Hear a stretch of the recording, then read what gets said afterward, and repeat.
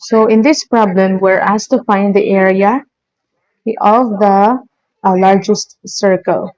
So the given is that the distance between the centers of the three circles, which are mutually tangent to each other, externally are the following: 10, 12, and 14 units. So find the area of the largest circle. So I already have here the drawing of the circles. R1 is the largest one, the next one is R3, and the smaller one is R2. Okay, so with that, with the given units and with visuals, we can formulate our equation. So, may equation ako dito na R1 plus R2 is equal to 12. Bakit? Because R1 is the biggest and R2 is the smallest. So, therefore, I conclude or we conclude that the value is equal to 12. So, that is our equation 1. Okay, that's our equation 1. And we have R1 plus R3. So R1 is the biggest. The second biggest is R3.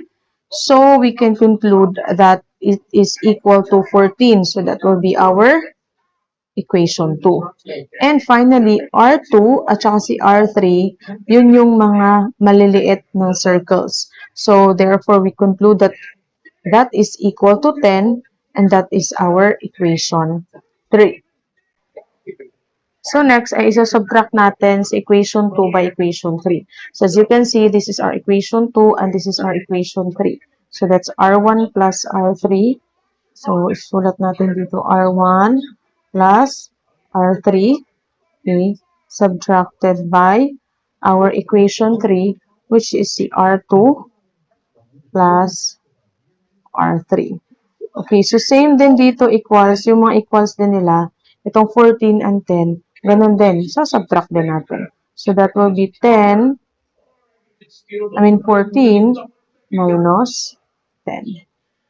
Okay, then you have to simplify that one. So by simplifying, kailangan mo lang i-distribute itong negative, yan, dyan, and then, ima-minus lang natin.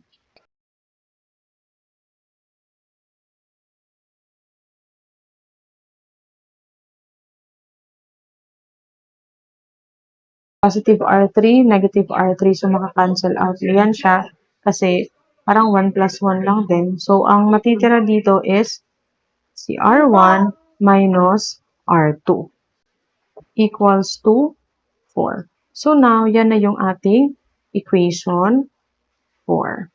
Okay? And then, pagkatapos niyan, we will add equation 4 and equation 1. So if you will add equation 4 and equation 1, so this is our equation 4. So that's R1 minus R2. So what is our equation 1? Equation 1 is R1 plus R2. So that's when R1 plus R2 is equal to 12. So add plus R1 plus R2. Okay, with R1 plus R2. And then equals to yung 4. And yung sa R1, yung equation 1 which is 12. So, plus 12. Plus 12. And then simplify. Yan.